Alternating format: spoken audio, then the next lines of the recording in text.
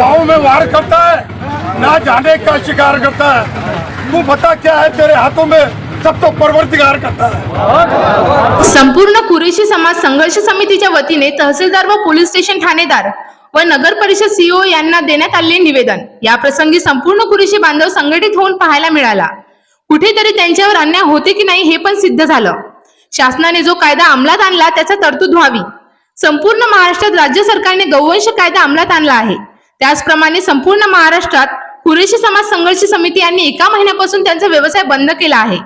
परंतु तालुक्यातील कुरेशी समाज समितीच्या वतीने तहसीलदार, पोलीस स्टेशनचे ठाणेदार व नगर परिषदचे सीईओ व तसेच कृषी उत्पन्न बाजार समितीचे सभापती यांना निवेदन देण्यात आले।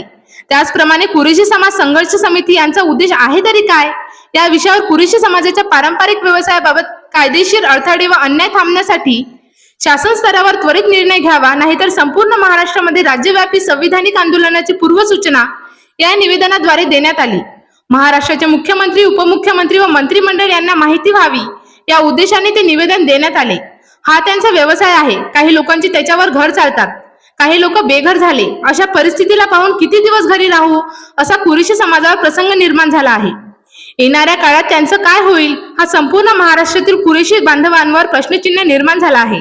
या प्रसंगी जुमेतुल कुरेश संघर्ष समिती शहर अध्यक्ष जावेद शेख, इक्बाल शेख, शहर उपाध्यक्ष अकबर चौधरी व तसेच Mohammad Niyaz Shaikh, Raju Shaikh, Tayyar sir, Nazim sir, Faim member Razik Ansari, Pradeep Deshmukh, Mohammad Akhlaq, Jameel Shaikh, Qureshi Rahim पैलवान, जहीर बेग, नाझिम खतीब असे संपूर्ण कुरेशी समाज समिती व शेतकरी बांधव या प्रसंगी उपस्थित होते।